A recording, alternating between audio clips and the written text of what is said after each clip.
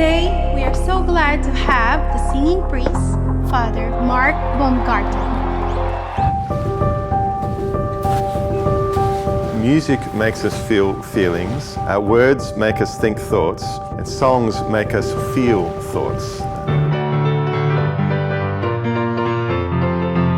Their lives are getting interesting, they're not kids anymore. Selfish thoughts are giving way to hopes of something more.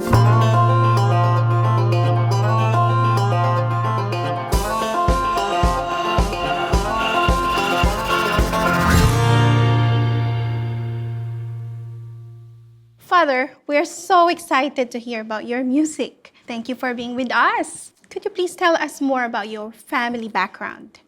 How they shaped you into who you are now in terms of your music?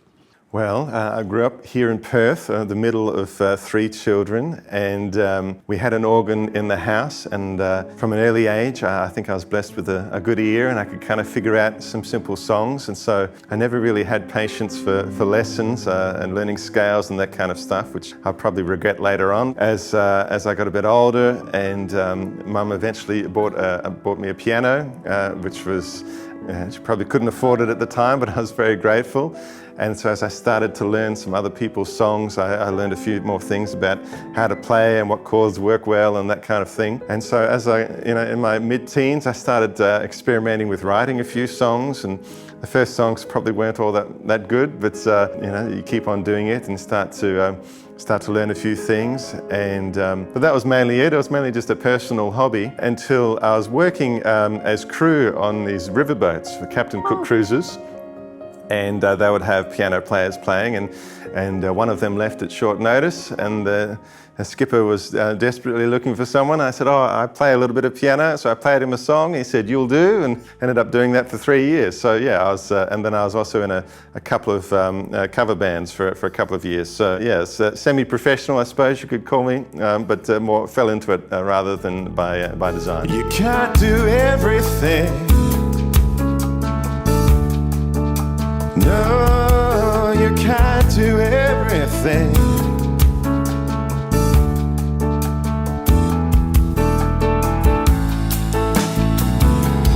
Goodbye to the life that I might have led. Goodbye, I'm going with something else instead.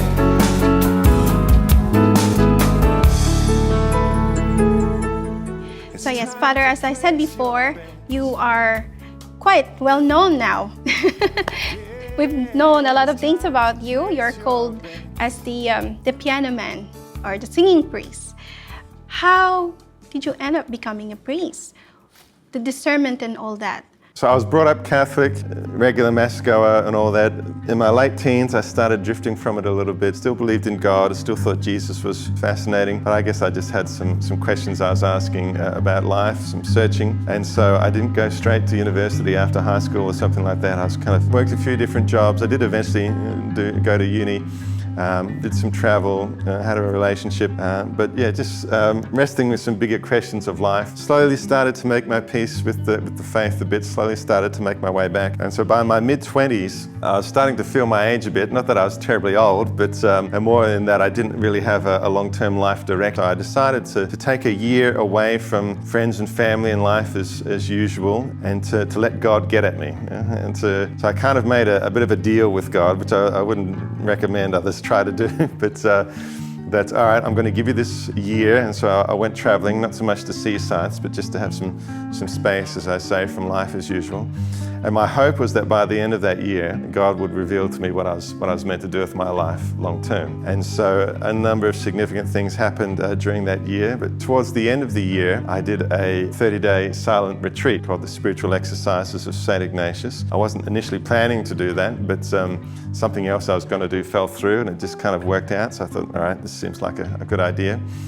And so I was in the midst of that retreat, and it was getting towards the end of the year, and I was starting to get a bit antsy because I still didn't really know what I was meant to do with my life, and I thought I'd made this deal with God, you see. So I had a general inclination of the sort of thing, but nothing specific. So I was in Phoenix. It was in the middle of summer, so stinking hot, and you're doing all this inner work in a retreat like that. You need some kind of physical outlet, but it was too hot to go for walks, and I was going a little stir crazy. So eventually they gave me a key to the hall next door that had a piano in it, and so they let me kind of bashing up the piano as kind of became my outlet, even though it's not really in the spirit, I suppose, of a silent retreat, but they said it was okay. So I was in there one time, and I was playing a song that I used to play on the boats that had the word goodbye in it, and I noticed these tears started welling up, and I thought, wow, it didn't seem related to anything I'd been looking at in the retreat. And I thought, well, it's clearly an indication of something. So when I finished the song, I was just kind of doodling on the piano and started writing this simple song that had the word goodbye all the way through it. And again, I could feel tears under the surface. I didn't know what it was all about. So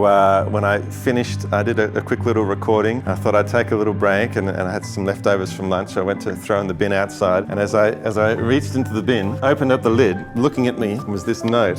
It says goodbye in a little girl's writing. It wasn't in a frame yet. I did that later. And I'm like, oh my goodness, so clearly this is God's way of whacking me on the side of the head and said, yes, the goodbye is from me. And so then I shared that whole story with my spiritual director of the retreat, and it became clear to us that I knew enough about the general direction and where I was going to know what I wasn't going to do. Like, I wasn't going to be a professional basketball player or a professional musician, despite the music I've been doing recently. I wasn't going to have my own family, and I wouldn't be shown the specifics of where I was going until I was able to let go of those things that I wasn't going to do. And I think our culture, we don't tend to do that letting go terribly well. We like to keep our options open. We like to have the choice. But if you do that indefinitely, then you don't end up doing anything properly. And it's not just for someone called to the priesthood. To marry one person is to not marry a bunch of other people, some of whom it could be quite nice to be married to. And so it's not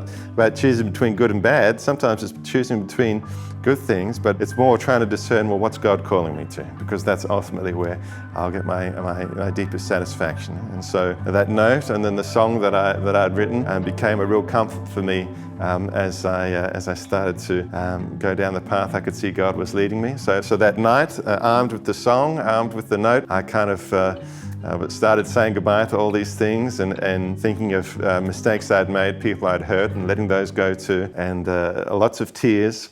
And it was very exhausting, but then I woke up the next morning and I knew what I was meant to do, and that I'd be applying for the seminary when I got back to Perth. And so that song was a powerful kind of moment for me in my discerning and then my path into the seminary. It's time to let it go. Yeah, you've got to let it go.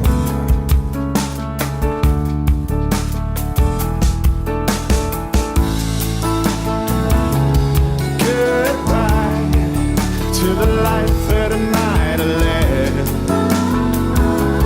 Goodbye, I'm going with something else instead.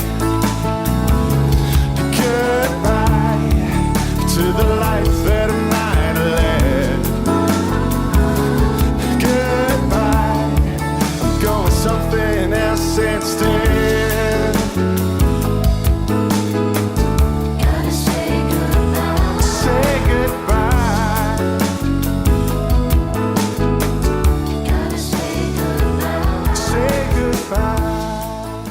Wonderful. And going back into your music, it has played like God has used it, I think, in a big way into showing you as well of His message to you. And now you're doing it, sending message to all of us. Sharing with others, yeah.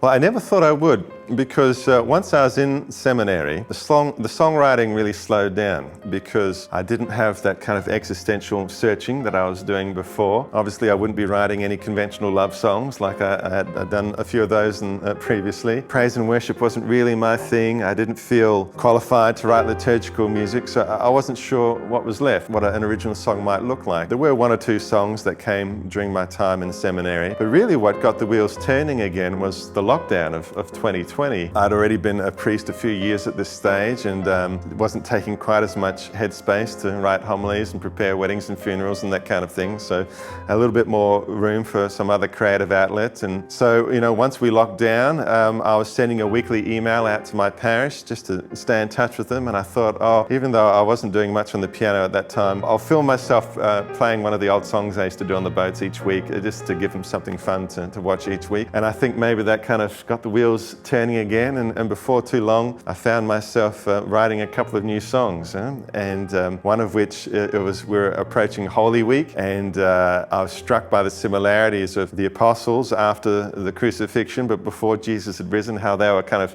hiding behind closed doors and afraid. And here we were locked behind closed doors and a bit afraid as to, what was going to be happening in the world. And so I was struck by the parallel between that and wrote a song called Easter Sunday Morning, and subsequently recorded that. And then a couple of weeks later, wrote another song. Because I'd written a couple of songs relating to my call to the priesthood, I always thought, I should do something for married couples. That's it's a much more common calling and a beautiful vocation. And as I was starting to get to know the couples in the parish better, and some of the stories behind the surface and some of the struggles they've been going through, and again, this song just started coming to me. And so I quickly had these two new songs, and I thought, I should do something with these. I quite liked how they came together. And so I went to the studio where I'd done a bit of work previously, and just on at my own expense, started producing them with the help of the friend there. And then a couple more songs started coming along, and before long, some friends said, you should put an album together. I said, I'm not sure I've got enough songs for that. The old songs really aren't that appropriate now that I'm a priest. But eventually, we kind of got the idea of doing something more like a musical autobiography. And so this album that we've just put out, first half of the album are songs from before I entered seminary. I've kind of given it the subtitle Searching. And then the second half, which I've called Being Found, is kind of more recent songs through seminary and into the priesthood. And by framing it this way as like a musical autobiography, it makes a bit more sense. It's a bit like with a written autobiography. You include some of the twists and turns along the way. And so some of those earlier songs, they don't entirely describe where I am now, but they do put where I've ended up in context, and so some of the path to where I am. And so putting in that sense, I ran it by a number of people. I said, it's not going to be weird, people hearing a couple of love songs from old love songs 20 years ago from a priest. I said, no, I think in the context of the way you're framing the album, that it'll work. And even the Archbishop said he thought it was fine. So anyway, that's where I've ended up. It's Easter Sunday morning, but the sun has yet to rise. If the Lord is up to something, He's tremendously disguised. Contagion has been rampant, solitude's imposed. Fear is going viral, and the churches are all closed. On Easter Sunday morning, I've actually listened to one of them, the one that you've dedicated to the couples in your parish. It's beautiful. Thank you. You have had many roles before, but right now you are the parish priest at the Armadale Parish. Now, with all the roles that you've had before, could you tell us more of the relationship between those roles and your music? How do you relate? So one of the jobs I've had previously, I was in the vocations office here in the Archdiocese of Perth. So that's working with young people who are trying to discern what God is leading them to, and in a particular way, those who are considering the priesthood or religious life. And we helped put a new website together during my time there. And because I'd written a couple of songs relating to my own call to the priesthood, we actually recorded those and used them to help launch the website, and made a couple of music videos as part of that. And then I subsequently was given the role as the chaplain for Catholic Youth Ministry here in the Archdiocese. So that's supporting all the different youth groups spread in the different parishes and putting on other events as well. And Perth was fortunate to host a big Catholic youth gathering a couple of years ago, shortly before COVID hit us, the Australian Catholic Youth Festival. And so for that as well, I recorded one of my songs and made a little homemade video and used that, and that got some airplay during the festival. So there's been a couple of things that I've been able to use my songs for. But then also, as I said, I don't feel that qualified to write liturgical music, but just having a music background, it helps me, I suppose, support people who are doing music ministry either in the parish or in some of these other roles. And the fact that I've had a bit of that background, they're like, okay, I can bounce something, any questions I have of Father, and he knows a little bit about it, so it comes in handy there as well. It's Easter Sunday morning and mystery abounds.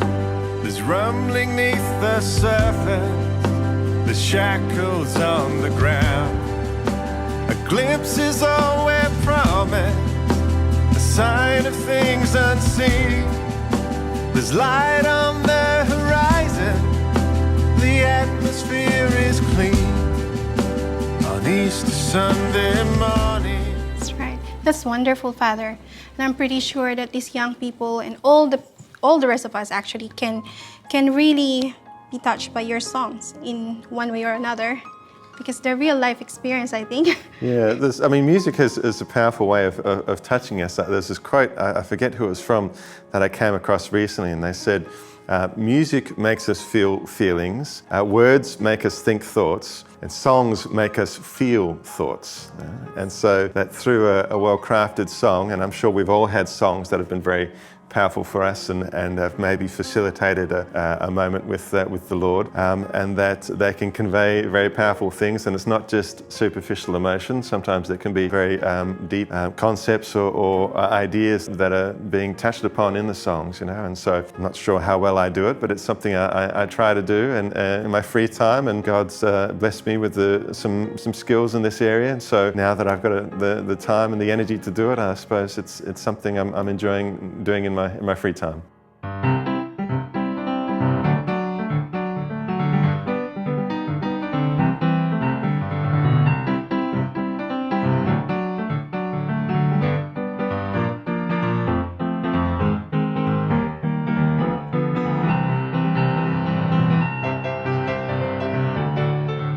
All right, Father. You have album, you have all these songs, and now you're inspiring all of us. But where do we go from here? Any future plans of doing something else?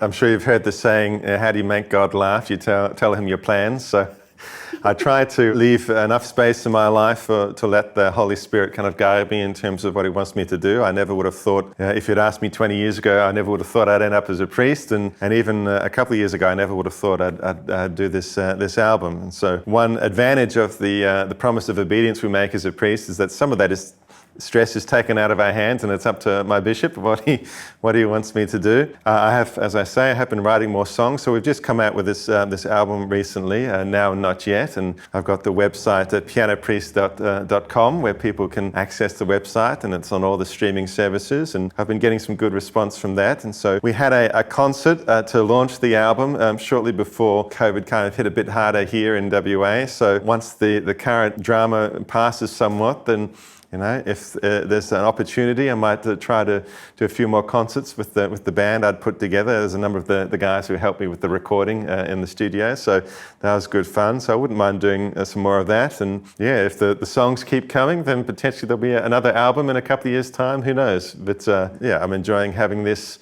outlet now, and I'm trying not to force anything too much. We'll see what God's got in store for me.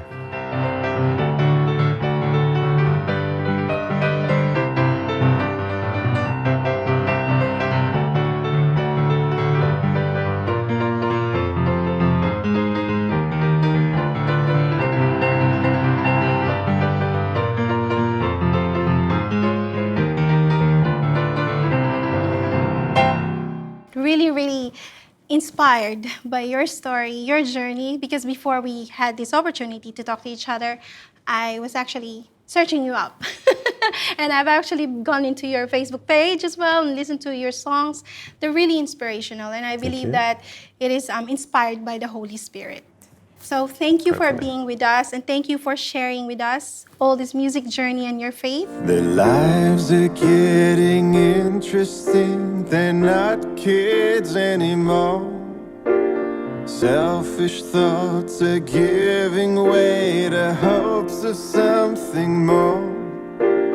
Other folks have come and gone, but this one seems to stay.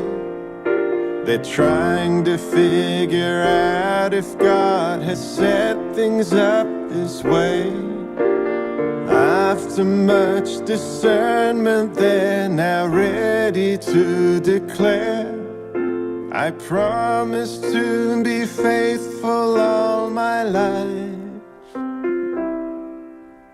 They will take each other's hand and strive to reach the promised land. My life is a miracle. Every child has a story of God's love to share. Shalom world, tune into God's love story.